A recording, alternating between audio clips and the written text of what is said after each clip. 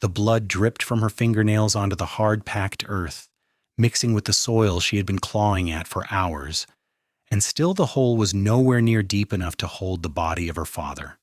Beatrice Owens had arrived in Snake River, Idaho 3 days ago with her father, Marcus Owens, a preacher who had accepted a calling to bring the word of God to this rough mining town in the summer of 1878.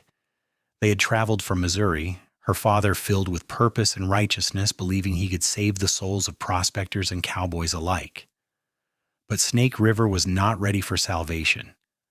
The town was controlled by men who preferred their whiskey to flow freely and their gambling tables to stay open on Sundays. When Marcus Owens stood in the center of the muddy street and denounced the saloon owner for running a house of sin, he sealed his own fate. The bullet had come through their boarding house window last night, shattering glass in her father's chest in one terrible instant.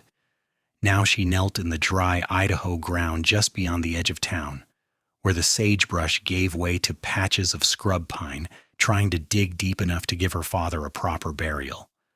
The sheriff had laughed when she asked for help. The undertaker wanted $50 she did not have. The few townspeople she approached looked away, unwilling to associate themselves with the woman whose father had made such powerful enemies in his brief time here. So Beatrice had found a rusted shovel behind the livery stable and walked to this lonely spot, dragging her father's body wrapped in a thin blanket on a borrowed cart. The shovel had broken after the first foot of digging, the wooden handle splintering in her grip. After that, she used her bare hands, scraping at the earth until her palms split open and bled.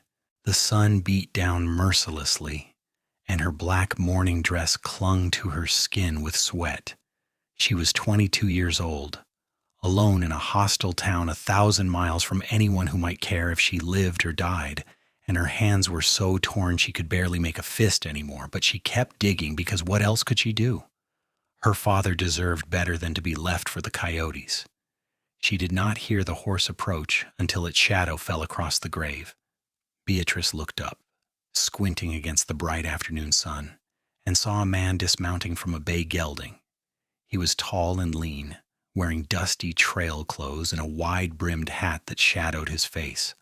A gun belt sat low on his hips, and she tensed, wondering if he had come to finish what the assassin started. But then he stepped closer, and she could see his face properly. He looked to be in his mid-20s, with sun-bronzed skin, a strong jaw, and dark eyes that held something she had not expected to see in this town: compassion.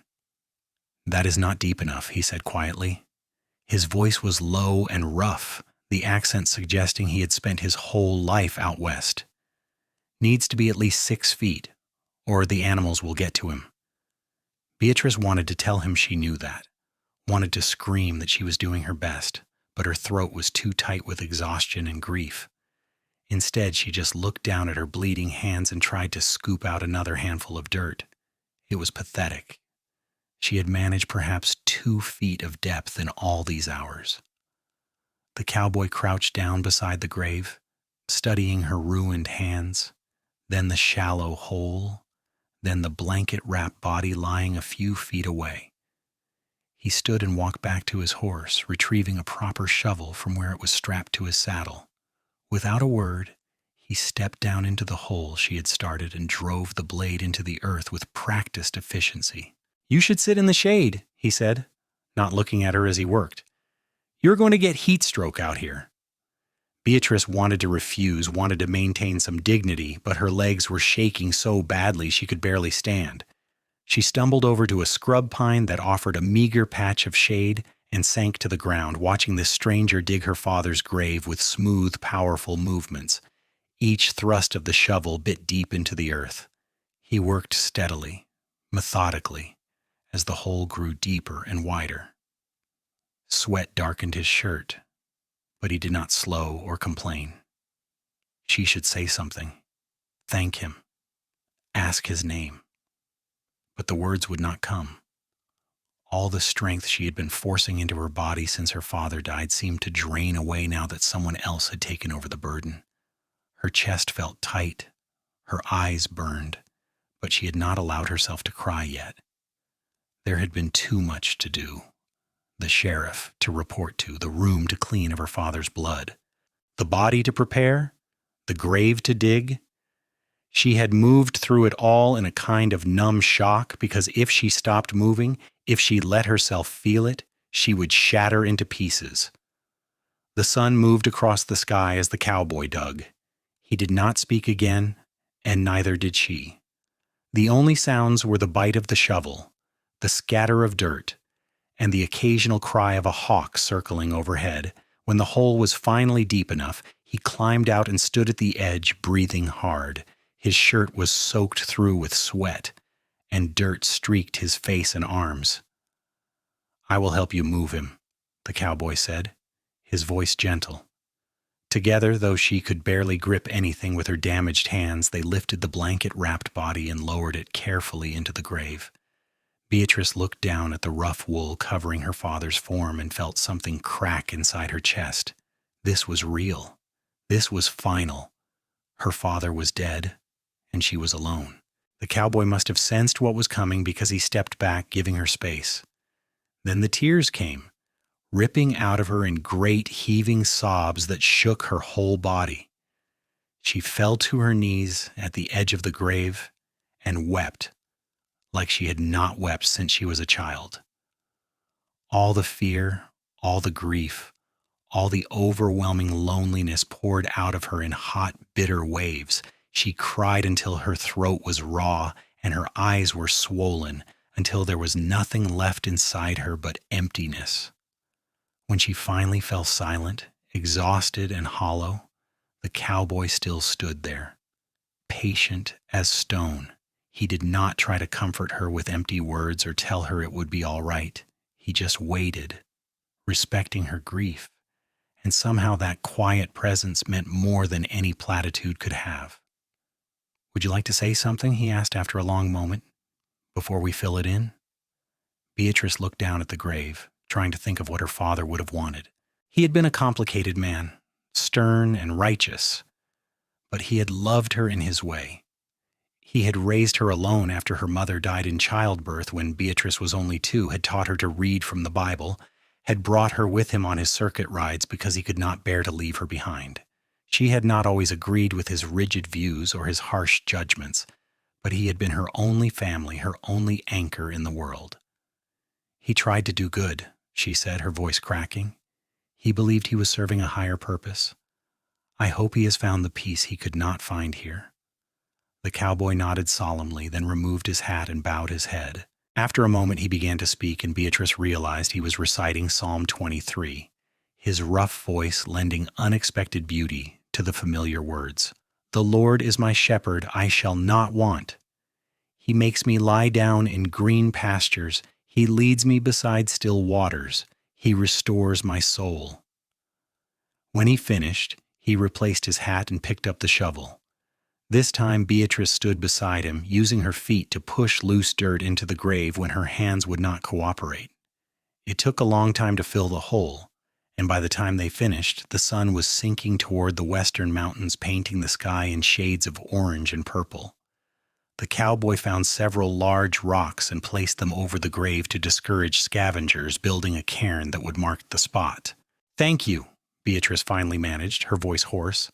"I could not have done this without you. I do not even know your name." "Benjamin Stone," he said, wiping his hands on his pants. "Most folks call me Ben." "Beatrice Owens." She tried to offer her hand out of habit, then looked down at her torn, bloodied palms and let it drop. "I wish we had met under better circumstances." Ben's dark eyes studied her face with an intensity that made her aware of how she must look. Tear-streaked, sunburned, covered in dust and blood, a proper mess. But she saw no judgment in his expression, only concern. "You have somewhere to stay tonight?" he asked, sure. "I have a room at the boarding house. Mrs. Peterson said I could keep it through the end of the week if I pay in advance." Beatrice swallowed hard. "After that, I am not certain. I need to find work, or find a way back to Missouri or something. I have not thought that far ahead yet." Ben nodded slowly, as if weighing something in his mind. "Come on, let me get you back to town. You need to get those hands cleaned and bandaged before infection sets in." He helped her onto his horse, then swung up behind her.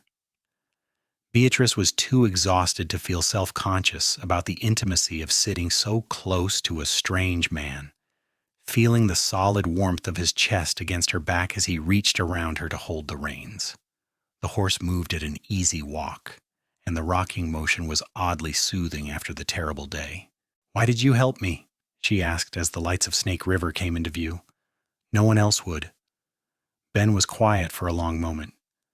"My mother is buried in an unmarked grave somewhere in Texas," he said finally.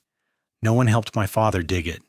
He was a freed slave, and she was Cherokee, and people looked at them like they were dirt. I was 10 years old, and I remember how hard he worked to make that hole deep enough, how his hands bled just like yours. I swore if I ever saw someone in that situation, I would not turn away like everyone turned away from us." The simple honesty of his answer made Beatrice's throat tighten again. "I am sorry about your mother. It was a long time ago." But she could hear the old pain in his voice, the kind that never fully healed. "Your father, he was the preacher who stood up to Cyrus Wade. Was he not?" "Yes." Beatrice felt a chill despite the warm evening. "You know who killed him?" "Everyone knows. Wade owns the Silver Spur Saloon and half the businesses in town. He runs Snake River like his personal kingdom, and he does not like anyone challenging his authority." Ben's voice hardened. "But knowing and proving are different things. The sheriff is in Wade's pocket. There will be no justice for your father through legal means." "Then there will be no justice at all," Beatrice said bitterly. "I am one woman with no money and no allies. What could I possibly do against a man like that?" "You could leave. Get on the next stage heading east and never look back." "I have no money for stage fare. I have barely enough to pay for my room this week." The admission shamed her, but what was the point in lying? "Everything we had went toward traveling expenses and supplies for setting up the church. My father believed God would provide, but God seems to have other plans." They reached the edge of town, and Ben guided his horse down the main street.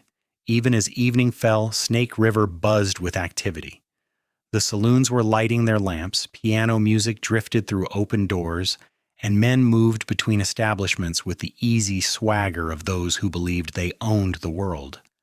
Several people stared as they passed, their eyes following the unusual sight of the dead preacher's daughter riding with Benjamin Stone. Ben stopped in front of the boarding house, a narrow 2-story building with peeling white paint. He dismounted first, then helped Beatrice down with a gentleness that surprised her. Her legs nearly gave out when her feet touched the ground, and he steadied her with a hand on her elbow. "Wait here," he said, then disappeared into the boarding house. He emerged a few minutes later with Mrs. Peterson, a thin, nervous woman in her 50s who had been kind enough in a distant sort of way. "Oh, dear child, look at your hands," Mrs. Peterson gasped, her fingers fluttering near her mouth. "Come inside right now. I will get water and bandages." Ben followed them into the boarding house, despite Mrs. Peterson's disapproving looks. He seemed unconcerned with propriety as he helped Beatrice up the narrow stairs to her small room on the second floor. The space was barely large enough for a bed, a washstand, and a small chest of drawers, but it was clean and quiet. Mrs. Peterson bustled in with a basin of water, clean rags, and a bottle of whiskey. "For cleaning the wounds," she explained, though her expression suggested she thought Beatrice might drink it instead. "I will leave you to it. Mr. Stone, it is not appropriate for you to be in a young lady's room unchaperoned." "I will leave the door open," Ben said mildly, "and I will be gone as soon as her hands are bandaged. But she cannot do it herself, and unless you are volunteering, someone needs to help her." "Mrs." Peterson's mouth pinched tight, but she did not argue further. She set down the supplies and left, her footsteps quick on the stairs. Ben pulled the room's single chair over to the bed and gestured for Beatrice to sit. She sank down gratefully, holding out her damaged hands. He worked with the same quiet competence he had shown while digging the grave. First, he cleaned away the dried blood and dirt with a damp rag, his touch surprisingly gentle despite his calloused fingers. Beatrice hissed when he poured whiskey over the raw flesh, the alcohol burning like fire, but she did not pull away. The pain helped, actually. It gave her something to focus on besides the yawning grief. "You have done this before," she observed, watching him tear strips of cloth for bandages. "I have been a cowboy for 12 years. You learn to patch yourself and your partners up when you are days away from any town." He wrapped the cloth around her right palm with practiced efficiency, tying it secure but not too tight. "These will hurt for a while, but if you keep them clean, they should heal without too much scarring." "Thank you, Ben." She met his eyes, wanting him to understand how much this meant. "For everything. The grave. Getting me home. This. I will find a way to repay you somehow." "No need." He finished wrapping her left hand and sat back. "But I meant what I said earlier. You should leave Snake River as soon as you can. This town is not safe for you." "Where would I go? I have no family left in Missouri. My father was the last." Beatrice looked around the bare little room, feeling the weight of her circumstances settle over her like a heavy blanket. "Besides, I cannot afford to leave even if I wanted to. I'm trapped here. At least until I can earn enough money for passage somewhere else." Ben frowned, clearly troubled by this. He stood and paced to the window, looking out at the darkening street below. "What kind of work can you do?" "I can read and write well. I helped my father with his sermons and correspondence. I can cook and clean, sew, tend a garden." She shrugged helplessly. "The usual things a woman learns, but I have no formal training as a teacher or nurse. I thought perhaps I could find work as a housekeeper or a seamstress, but no one will hire the woman whose father angered Cyrus Wade. I tried asking at several places today before I gave up and started digging." "Wade's reach is long in this town," Ben admitted, "but there are ranches outside of town, places where his influence is not as strong. I work at the Rockingham Ranch about 10 miles north of here. We are always needing help in the main house, especially with cooking and mending. The pay is not much, but it includes room and board, and you would be away from town." Hope flickered in Beatrice's chest, small and fragile. "Do you think they would hire me?" "I can ask. The ranch is owned by Martin McCormick, and his wife Emma runs the household. She is a fair woman, and she does not care about Snake River politics." Ben turned back to face her. "I am heading back there tomorrow morning. If you want, I can bring you with me and make an introduction." "Yes." The word came out more forceful than she intended, driven by desperate relief. "Yes, please. I will take any honest work." "Then be ready at dawn. I will come by with a wagon." He moved toward the door, then paused. "Try to eat something and get some rest. Tomorrow will be a long day." After he left, Beatrice sat alone in the growing darkness, too tired to even light the lamp. Her bandaged hands throbbed in time with her heartbeat, and her whole body ached with exhaustion. But for the first time since the gunshot shattered her father's chest and her world, she felt a tiny spark of something that might have been hope. Benjamin Stone had appeared like an answer to a prayer she had not known how to voice, and he had shown her more kindness in one afternoon than this entire town had managed in 3 days. She thought about his face as he dug her father's grave, the set of his jaw and the sorrow in his dark eyes. She thought about his voice reciting the psalm, and the way he had told her about his mother without shame or self-pity. There was something solid about him, something genuine in a place that seemed built on lies and violence. She barely knew him, but she felt she could trust him, and trust was a rare commodity in her life right now. Beatrice forced herself to stand and light the lamp, then opened the small bag that held her few possessions. She needed to prepare for tomorrow, to look as presentable as possible when meeting potential employers. But as she shook out her one good dress, she found herself thinking not about the ranch or the job, but about Benjamin Stone and the unexpected connection she had felt when his hands carefully bandaged hers. She pushed the thought away. This was not the time for foolish romantic notions. She needed security and safety, not complications. But as she lay down on the narrow bed, still wearing her dusty morning dress because she was too exhausted to change, Her last conscious thought was of dark eyes filled with compassion, and a rough voice speaking words of comfort over her father's grave. Dawn came too soon, gray light filtering through the thin curtains of her room. Beatrice woke with a start, disoriented and aching in every muscle. For one blessed moment, she forgot where she was and why. Then memory crashed back, and grief hit her like a physical blow. Her father was dead. She was alone. Everything had changed. She forced herself out of bed and washed as best she could with her bandaged hands, then changed into her better dress, a simple gray cotton that was appropriate for mourning, but not as heavy as the black wool she had worn yesterday. Her hands made everything difficult. Buttoning the dress took 3 times as long as usual, and brushing her long, dark hair was almost impossible. She finally managed to braid it loosely and pin it up in a simple style that would not scandalize potential employers. Mrs. Peterson knocked on her door just as she finished. "Mr. Stone is here with a wagon," the landlady said, her tone implying she had opinions about young ladies going off with cowboys at dawn. "He is waiting outside." "Thank you." Beatrice gathered her few belongings into the worn carpet bag that had traveled with her from Missouri, then counted out the coins for the rest of the week's rent, even though she hoped she would not need the room. Mrs. Peterson might not be warm, but she had been fair, and Beatrice believed in paying her debts. Ben was indeed waiting outside, sitting on the bench of a sturdy farm wagon hitched to 2 draft horses. He had cleaned up since yesterday, wearing a fresh shirt and a leather vest, his hat pulled low against the rising sun.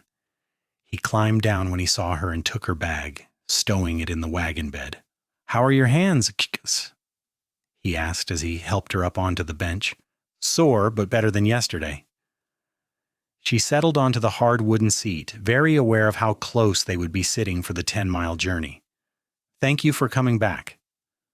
"I said I would." He swung up beside her and took up the reins, clicking his tongue to set the horses moving. "Did you eat anything this morning?" "I was not hungry." The truth was she felt slightly sick with anxiety about the day ahead, but she did not want to admit that. Ben gave her a knowing look but did not press. They left Snake River behind as the sun climbed higher, turning the Idaho landscape golden. The road north followed the Snake River for a while, the water running quick and clear between rocky banks. Mountains rose in the distance, still touched with snow on their highest peaks despite the summer heat. It was beautiful country, wild and open in a way that Missouri had never been. "How long have you worked at the Rocking M?" Beatrice asked, wanting to break the comfortable silence, but also genuinely curious about this man who had changed her fate. 5 years. I started as a regular ranch hand working cattle and breaking horses. Last year, Martin made me foreman, which means I oversee the other hands and manage the day-to-day operations. He kept his eyes on the road as he spoke. It is good work, honest work, and the McCormicks treat their people fair. You will like them. Tell me about them. I want to be prepared. Ben considered for a moment. Martin McCormick is from Colorado originally. He started the ranch about 15 years ago with money he made in the silver boom. He is in his 50s now, solid and dependable. He cares about the land and the animals more than profit, which makes him different from a lot of ranchers out here. His wife, Emma, is maybe 10 years younger, came from back east somewhere, Boston, I think. She is educated and refined, but not in a way that makes her look down on folks. They have one son, Thomas, who is about 17. Good kid, learning the ranching business. No daughters? Beatrice was thinking about household dynamics, about where she might fit in. They had a daughter, but she died of fever when she was young, before my time there. Ben's voice softened. I think that is part of why Emma keeps so busy with the house and the hands. She needs people to take care of. That is sad. Beatrice thought of her own mother, dead before she could form memories of her. Losing a child must be the worst pain imaginable. Cannot imagine it myself. Ben glanced at her. You said you have no other family? None that I know of. My father was an only child, and both his parents died before I was born. My mother had siblings, but my father disapproved of them. He said they were worldly and sinful, so we never had contact. I would not even know how to find them now." She stared out at the passing landscape. "It is strange to be so alone in the world. I always had my father. Even if our relationship was not always easy, now there is just me.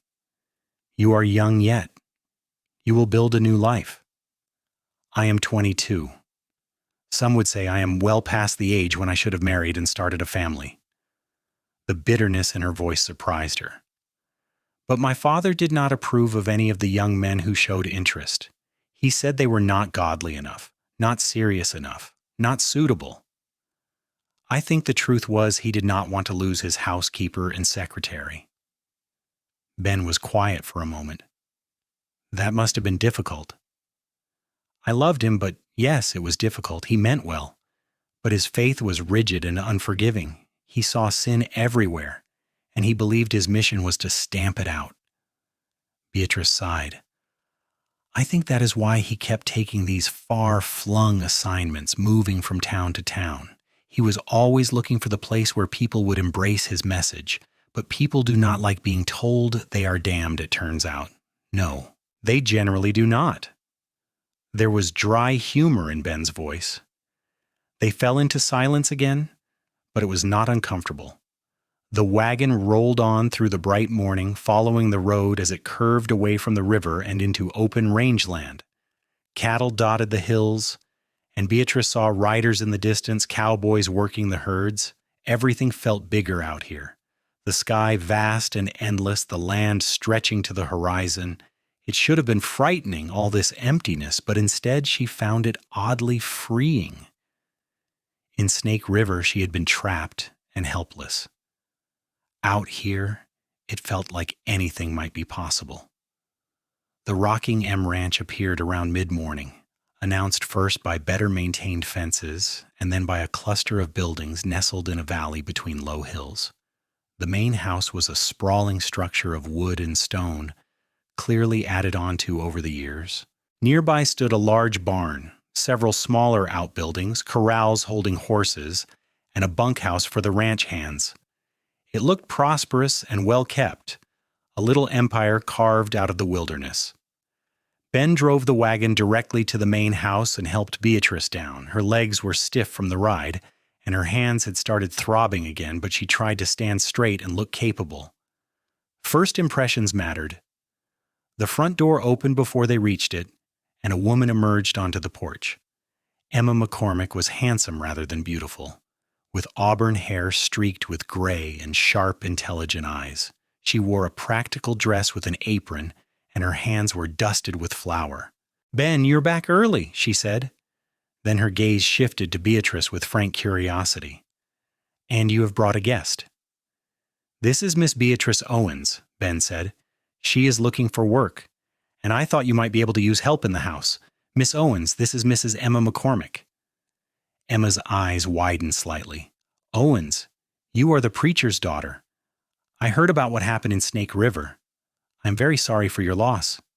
"Thank you, madam." Beatrice was grateful that her voice came out steady. "Ben, Mr. Stone, mentioned you might need household help. I can cook and clean, sew, do laundry, keep accounts, anything you need. I am a hard worker, and I will not cause any trouble."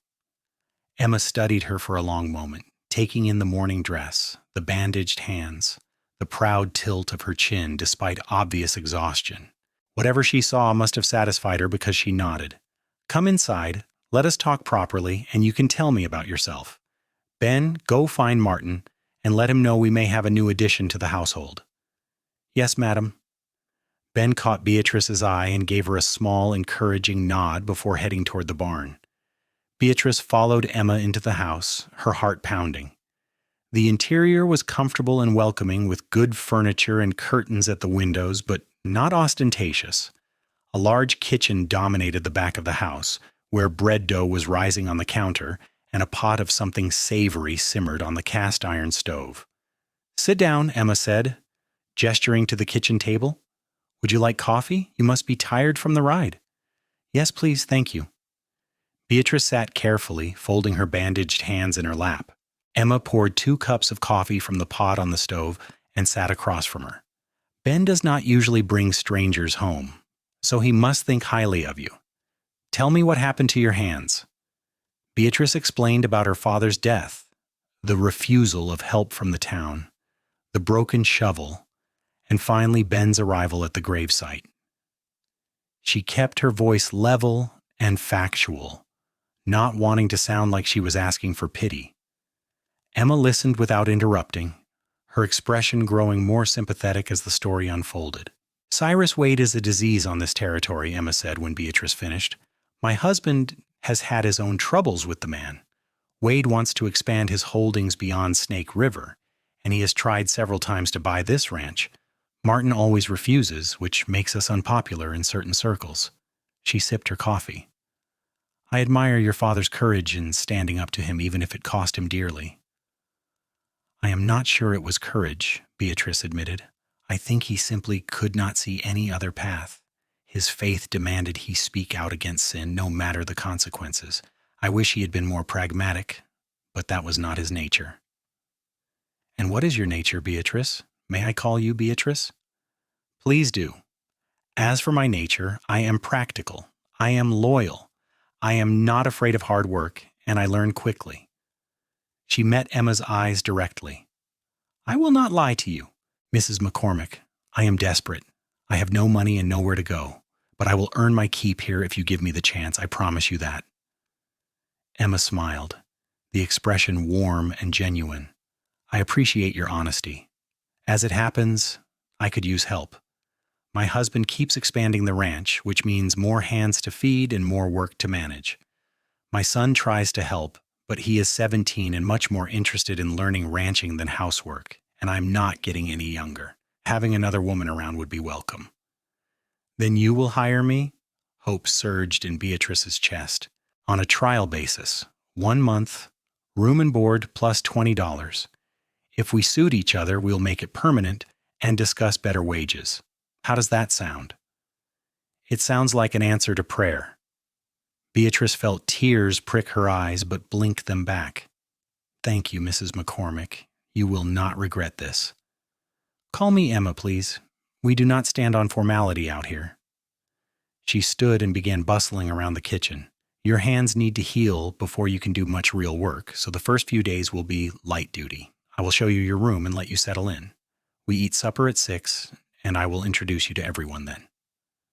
Beatrice's room was on the second floor of the house, small but clean, with a real bed, a dresser, and a window overlooking the valley. It was more space than she had had in the boarding house, and infinitely better than being on the streets. After Emma left her to unpack, Beatrice sat on the edge of the bed and let out a long, shaky breath. 24 hours ago, she had been alone and terrified, digging her father's grave with bleeding hands. Now she had shelter, employment, and the first glimmer of a future. It seemed impossible that things could change so quickly, and it was all because of Benjamin Stone. He had saved her, in the most literal sense. Without his help, she would still be in Snake River, vulnerable and trapped. She owed him a debt she could never repay. The afternoon passed in a blur of learning her new surroundings. Emma showed her the layout of the house, the pantry and root cellar, the smokehouse and chicken coop. The ranch operated almost like a small village, largely self-sufficient. They grew their own vegetables, kept chickens and pigs, and of course had plenty of beef. Emma baked bread twice a week, churned butter, put up preserves. It was constant work, but satisfying work, the kind that produced tangible results. Beatrice met Martin McCormick at supper, a burly man with graying hair and kind eyes who welcomed her to his home with genuine warmth. Their son Thomas was tall and gangly, still growing into his frame, with his mother's sharp intelligence and his father's steady manner. And then there were the ranch hands, 8 men who worked the cattle and horses. They ate in the bunkhouse usually, but Emma had invited them to the main house tonight to meet the new addition. Ben sat at the far end of the long table, cleaned up from his day's work, his dark hair still damp from washing. He caught her eye and gave her a small smile, and Beatrice felt warmth spread through her chest. She smiled back, hoping he understood how grateful she was. The other hands were a mixed group ranging from young men barely older than Thomas to grizzled cowboys who had spent their whole lives on the range. They were polite to Beatrice, if a bit awkward, clearly unused to having a refined woman in their midst. But they treated her with respect, which was all she asked. "Miss Owens will be helping Emma with household duties," Martin announced over the meal. "I expect you all to make her feel welcome and treat her with courtesy. Anyone who causes her trouble will answer to me." "And to me," Ben added quietly, but with an edge to his voice that made his meaning clear. Beatrice felt her cheeks flush, touched by the protectiveness, but also embarrassed to be the subject of so much attention. She focused on her food, a hearty stew with fresh bread, and tried to fade into the background. But she was acutely aware of Ben's presence, of the way he occasionally glanced her direction as if checking to make sure she was all right. After supper, the hands returned to the bunkhouse, and Thomas disappeared to do his evening chores. Martin retired to his study to work on accounts, leaving Emma and Beatrice to clean up. As they washed dishes together, Emma said conversationally, "Ben is a good man, one of the best I have ever known." "He certainly saved me," Beatrice agreed, scrubbing a pot carefully with her bandaged hands. "I do not know what I would have done without his help." "He has been through his own hardships. Did he tell you about his parents?" "A little. He said his mother was Cherokee and his father was a freed slave." Emma nodded. His father worked as a cowboy down in Texas, one of the few black men who managed to find decent work after the war. His mother's people had been forced onto a reservation, but she left to marry Ben's father. They faced terrible prejudice, but they built a life together. When Ben's mother died, his father raised him alone, teaching him everything he knew about horses and cattle. The father died when Ben was 18, and Ben has been on his own ever since. He worked his way north, taking jobs on various ranches, until he landed here 5 years ago. "He never married?" Beatrice asked, trying to sound casual. "There are not many eligible women out here, and Ben is cautious. He does not trust easily." Emma gave her a shrewd look. "But he brought you here, which means something. In all his time at the Rocking M, he has never brought anyone home before." Beatrice did not know what to say to that. She felt drawn to Ben, grateful and curious, and something more she was not ready to name. But it seemed presumptuous to assume his help meant anything beyond kindness. He had explained his reasons for helping her, the memory of his mother's grave and his father's struggle. She was not special, just someone who had needed assistance. Still, as she lay in bed that night, staring at the unfamiliar ceiling of her new room, she found herself thinking about him, about the strength in his hands as he dug her father's grave, the gentleness as he bandaged her wounds, the quiet way he had recited the psalm. She thought about his dark eyes and the way they crinkled slightly when he smiled, about his deep voice and the accent that spoke of years spent under open skies. "Stop it," she told herself firmly. "You have known him for 1 day. You are grieving and vulnerable, and you are mistaking gratitude for something else. Focus on healing, on learning this new job, on building a stable life."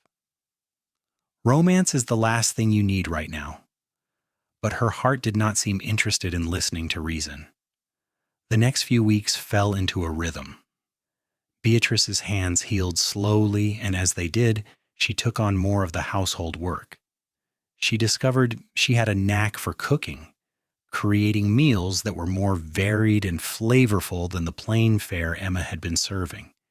She mended clothes with neat, nearly invisible stitches. She kept the house spotless and organized the pantry with ruthless efficiency. Emma was delighted with her, praising her work and treating her more like a daughter than an employee. Beatrice saw Ben every day, but usually only at meals or in passing. He worked long hours managing the ranch hands and overseeing the cattle operation, but sometimes she would look up from her work and find him watching her with an expression she could not quite read. And sometimes when their hands accidentally brushed passing plates at dinner or reaching for the same doorknob, she felt a jolt of awareness that made her heart skip. One evening about 3 weeks after her arrival, she was in the kitchen preparing bread dough for the next day when Ben came in through the back door. Most of the household had already gone to bed, but Beatrice had volunteered to finish the baking since she had slept poorly the night before anyway. "You are up late," Ben observed, hanging his hat on a peg by the door. "I could not sleep, so I thought I might as well be useful." She kneaded the dough with steady, practiced movements. Her hands finally healed enough for heavy work. "Did you need something?" "Just a glass of water." He moved to the pump at the sink, working the handle until cold water gushed out. He drank deeply, then leaned against the counter, watching her work. "You have settled in well here. Emma says you are the best help she has ever had." "She is kind to say so." Beatrice shaped the dough into loaves and set them in greased pans to rise. "I like it here. The work is hard, but it is satisfying. And the McCormicks have been wonderful to me."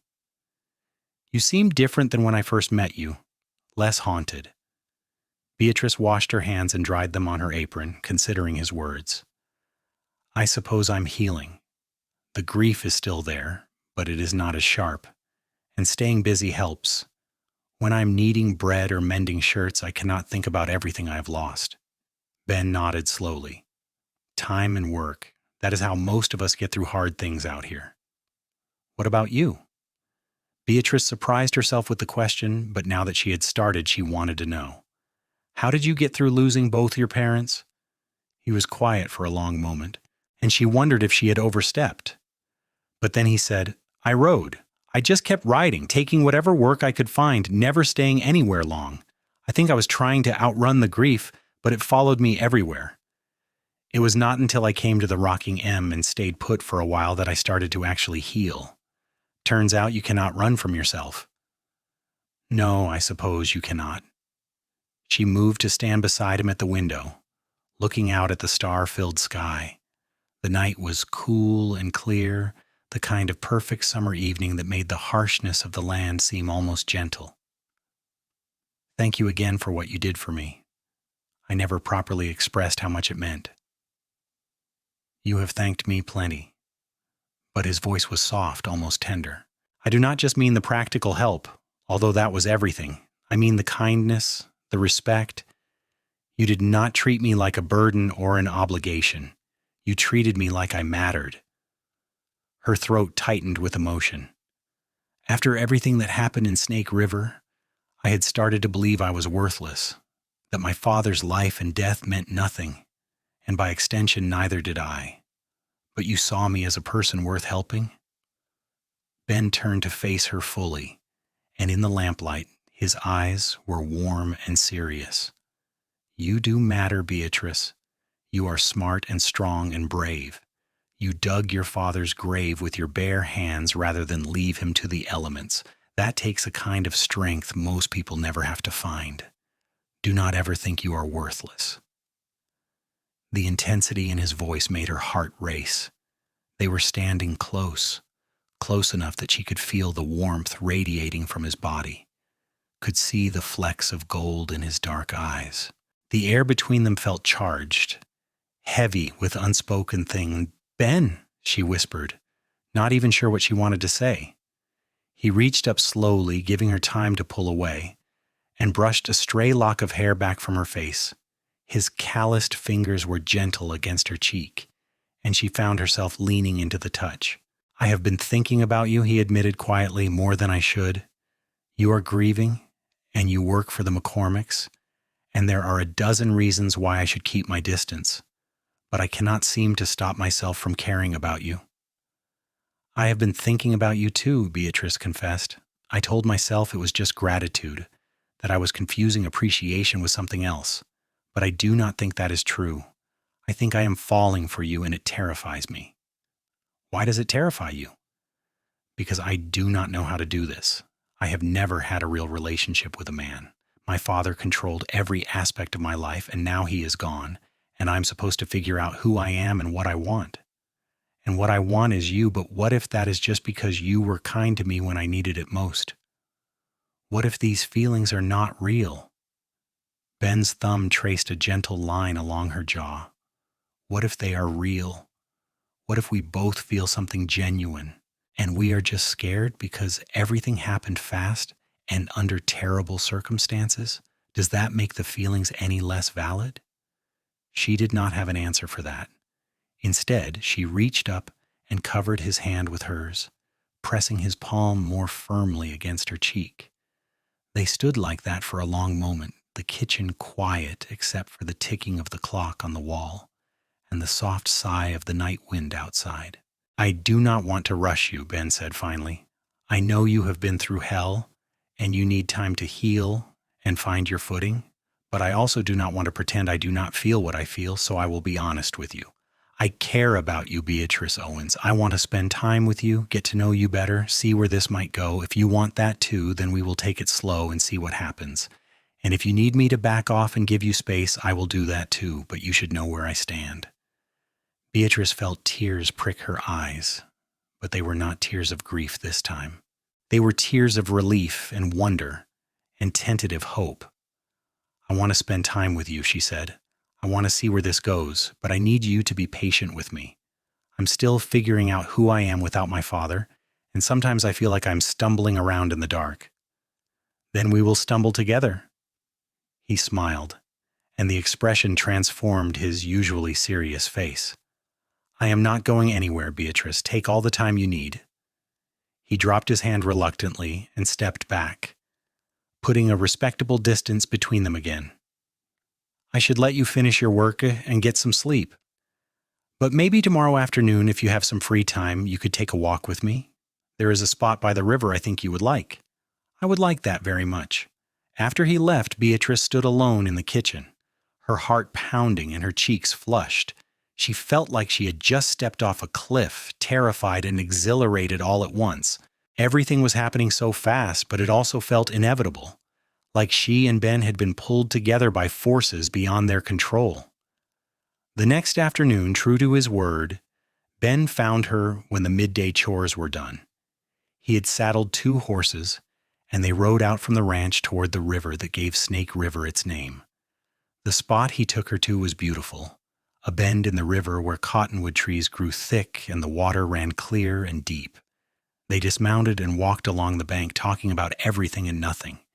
Ben told her stories about his work, about stubborn cattle and clever horses, about the other hands and their various quirks.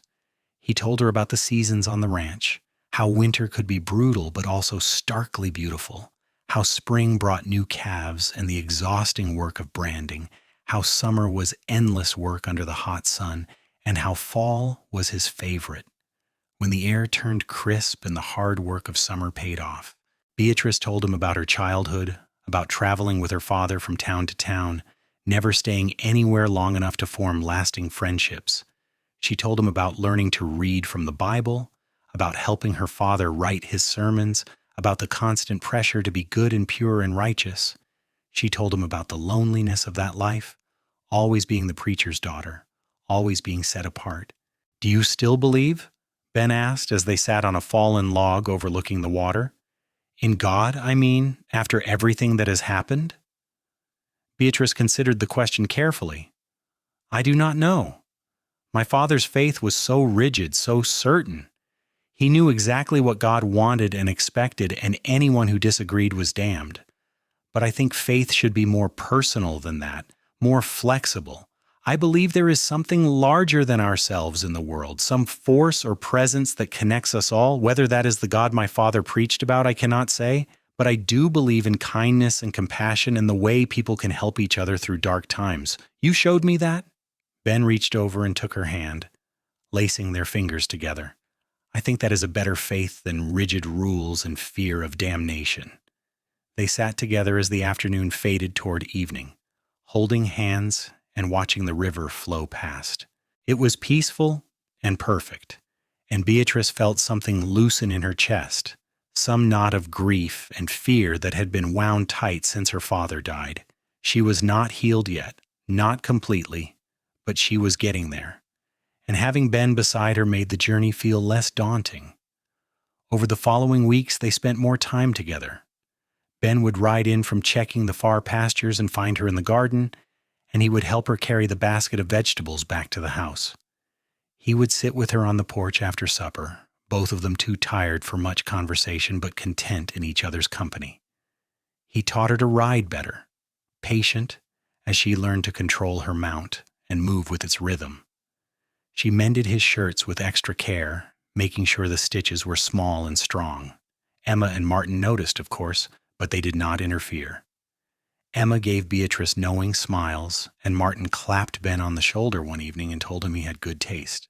The other ranch hands teased Ben mercilessly, but it was good-natured ribbing among friends, and he took it with grace. A month after Beatrice arrived at the Rocking M, Emma called her into the parlor after breakfast. "Well, your trial month is up," she said with a smile. "I think it is safe to say you have more than proven yourself. I would like to offer you permanent employment at $30 a month, plus room and board. Does that sound fair?"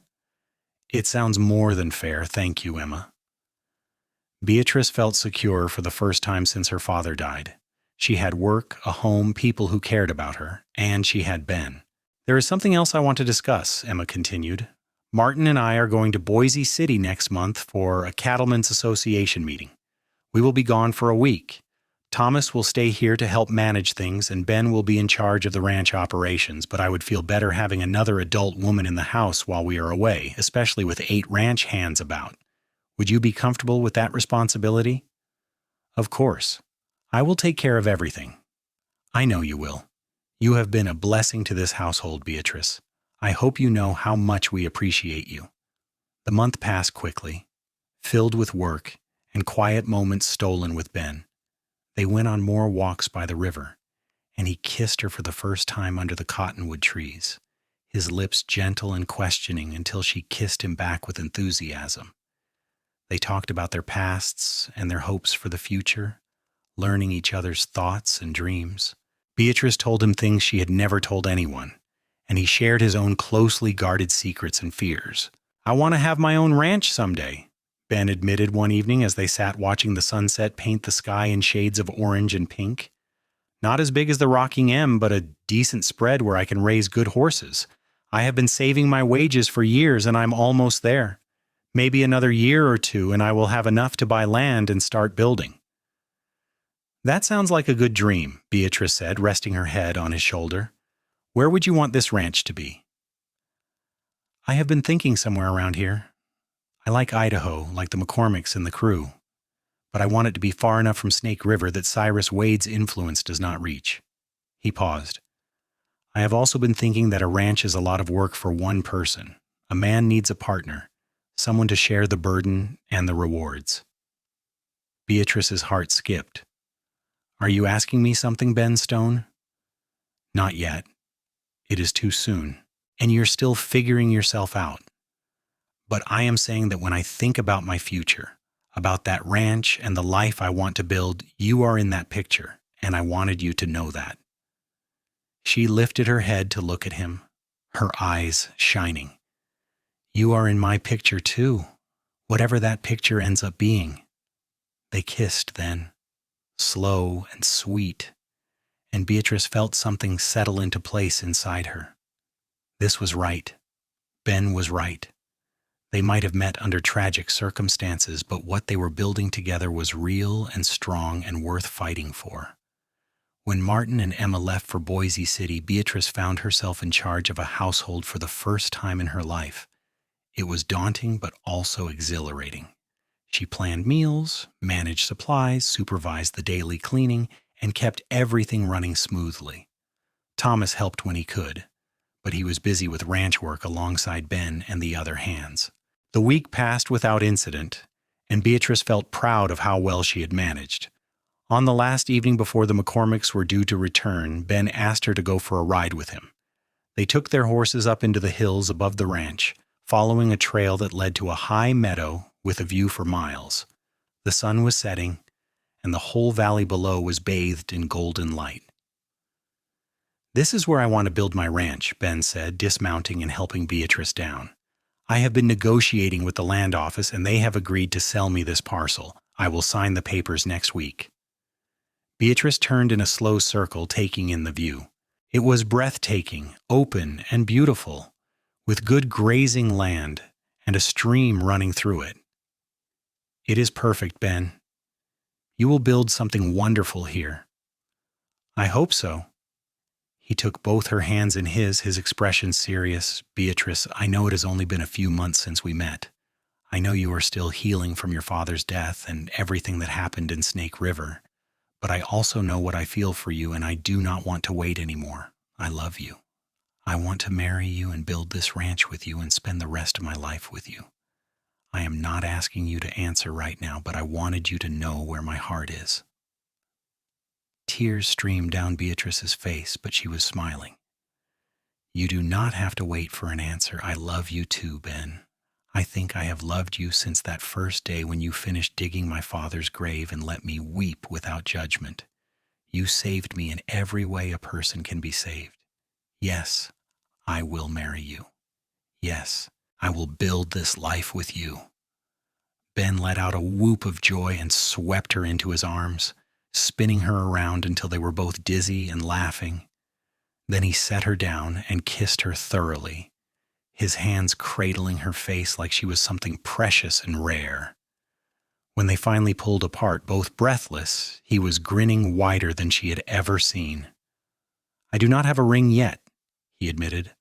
I wanted to ask you first, make sure you said yes before I spent the money. I do not need a fancy ring, I just need you. She kissed him again, pouring all her love and hope and gratitude into the gesture. They rode back to the ranch as the stars came out, holding hands whenever the trail was wide enough to ride side by side. When they reached the barn, Ben helped her dismount and pulled her close, reluctant to let the evening end. We should probably tell the McCormicks when they get back tomorrow, he said. Ask for their blessing, make it official. Emma is going to be insufferable, Beatrice said with a laugh. She has been hinting about us getting together since the first week I arrived. She has good instincts. Ben tucked a strand of hair behind her ear. Are you happy, Beatrice? Happier than I ever thought possible.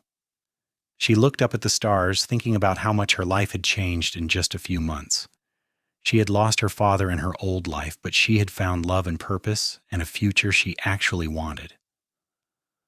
4 months ago, I was digging a grave with my bare hands, thinking my life was over. Now I am here with you, planning our future. It feels like a miracle. You are my miracle. Ben kissed her forehead gently. Now go get some sleep. We have a lot to celebrate tomorrow when Martin and Emma get home. True to prediction, Emma was delighted when they told her the news the next day. She hugged Beatrice tightly and declared she had known all along they were perfect for each other. Martin congratulated Ben with a firm handshake and told him he had earned a good woman. Thomas seemed mostly bemused by the whole thing, but offered his congratulations. They planned a simple wedding for the following month, giving Ben time to sign the papers on his new land and start making preliminary arrangements for building.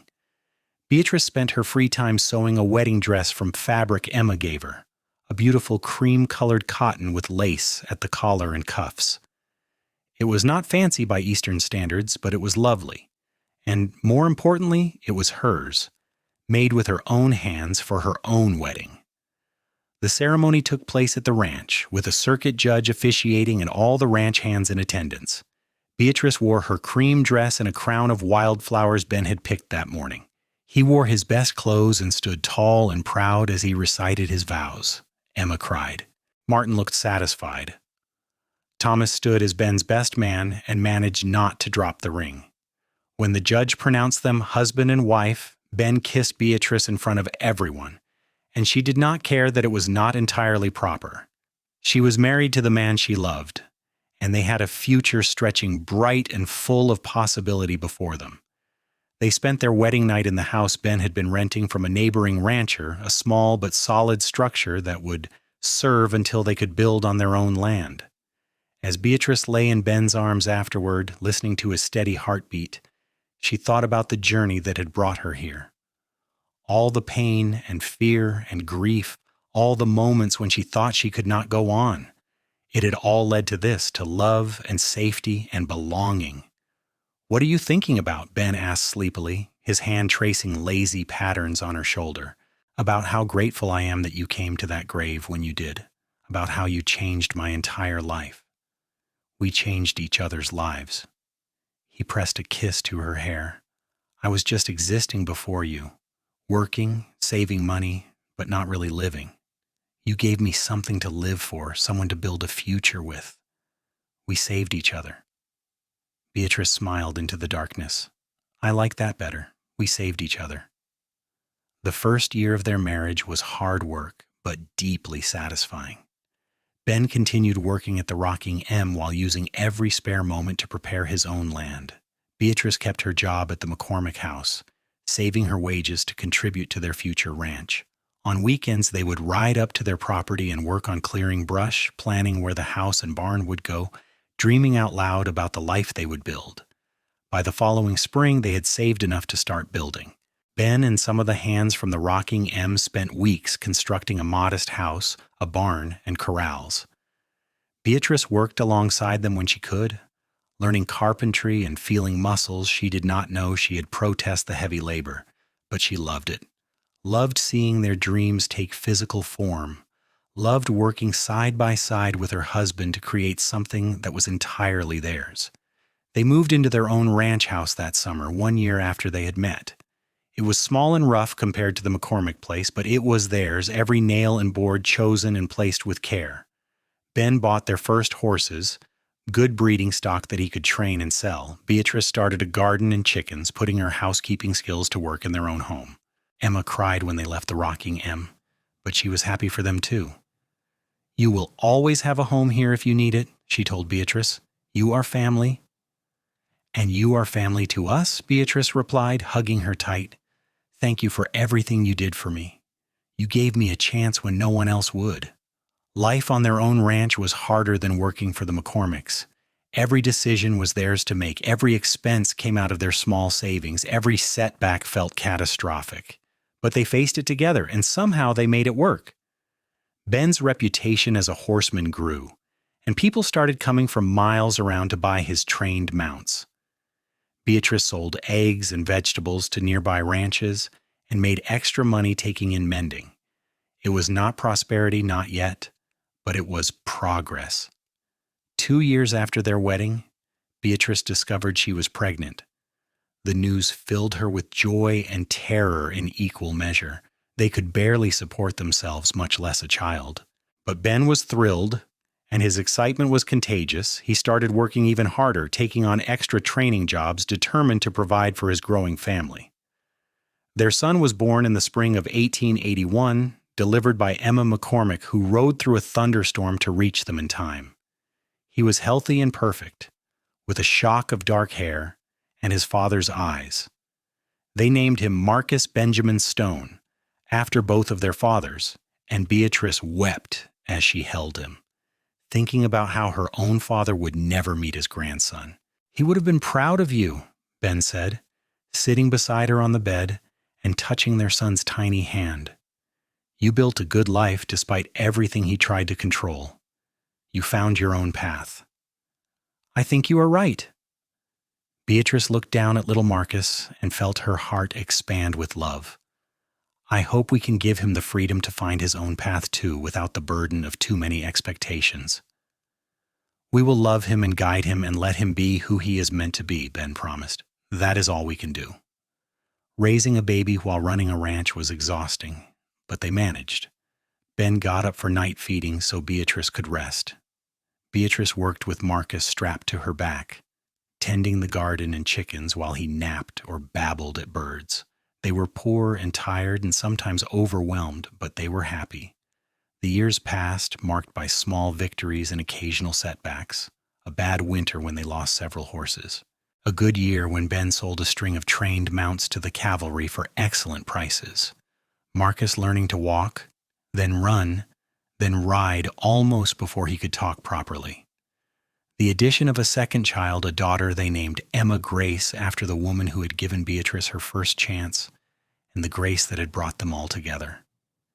She had her mother's dark hair and a smile that could light up a room.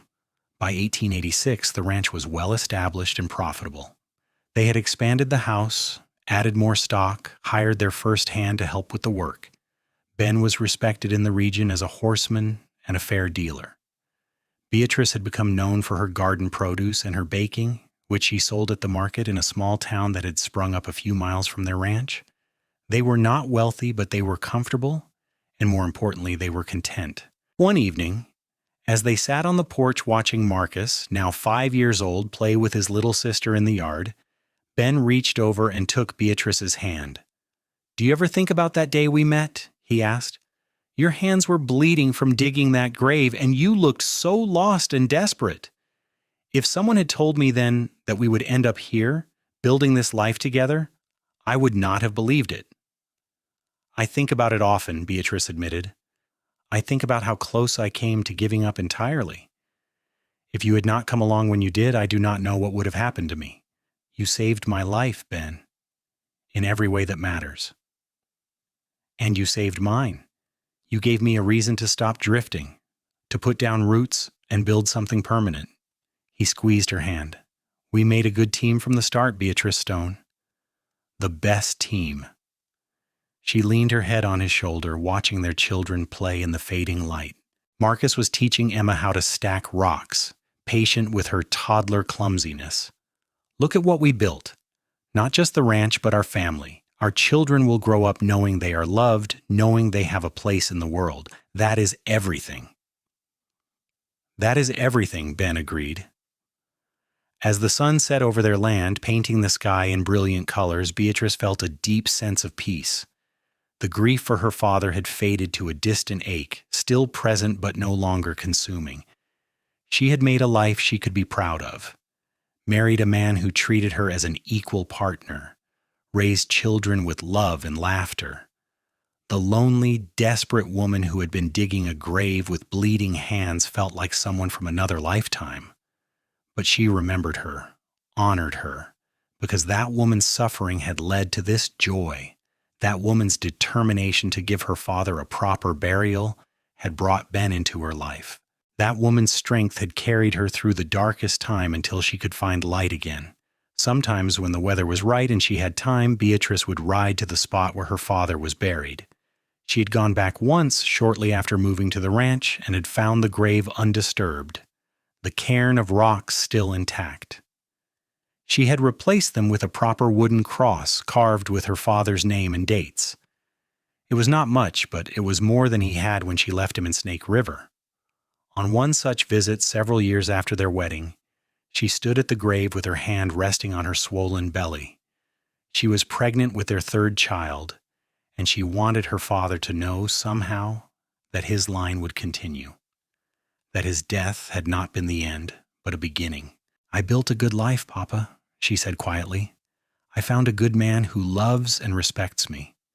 We have a ranch and children and a community. I think you would approve of Ben, even if he is not the church-going type. He is honest and hard-working and kind. He takes care of us. I am happy, Papa. I hope wherever you are, you have found peace." The wind rustled through the sagebrush, and Beatrice took it as acknowledgement. She said a final prayer, not the rigid, demanding prayers her father had favored, but a simple expression of love and hope. Then she rode back to her own land, to her husband and children, to the life she had fought so hard to build. Their third child was another son, born that winter. They named him William, after no one in particular, just because they liked the name. He was a placid baby, content to observe the world with wide, curious eyes. Emma adored her new baby brother, and Marcus took his role as oldest sibling seriously, always hovering near to make sure William was safe. As the children grew, the ranch continued to prosper. Ben's reputation grew, and he started getting contracts to train horses for wealthy buyers back east. Beatrice expanded her gardening operation, selling not just at local markets but shipping preserved goods to mining camps and small towns throughout the territory. They hired more help, a couple of hands and eventually a young woman to help Beatrice with the housework and the children. In 1889, when Idaho achieved statehood, they celebrated with their neighbors, feeling proud to be part of something larger. The wild frontier was slowly becoming civilized, with schools and churches and law that actually meant something. The days of men like Cyrus Wade controlling towns through fear and violence were ending, though it would take time. They heard through the network of gossip that connected all the ranches in the region that Wade had been arrested for murder and hanged in Boise City. Beatrice felt nothing when she learned this, no satisfaction or grief. Wade was part of a past she had left behind. Her father's death had been avenged by time and changing society, not by any action she had taken. She was content with that. Marcus grew into a smart, serious boy who loved working with horses like his father. Emma was bright and bold, unafraid of anything, constantly getting into scrapes that left Ben gray with worry. William was the gentle one, more interested in books and drawing than ranch work, and they let him follow his interest without pressure. They kept their promise to let their children be who they were meant to be. By the mid-1890s, the Stone Ranch was one of the most successful in the region. They had bought additional land, expanded their operations, built a larger house with separate rooms for each child. Ben had trained horses for cavalry officers, wealthy ranchers, even a European buyer who shipped his purchases overseas. Beatrice's preserved goods were sold in stores throughout Idaho and into Montana. They had money in the bank, respect in the community, and a family that loved each other deeply. One evening in 1897, 19 years after they had met, Beatrice and Ben sat on their porch watching the sunset. Their children were grown now, Marcus 21, and working the ranch alongside his father, Emma 18, and engaged to a neighboring rancher's son, William 15, and talking about going to college back east.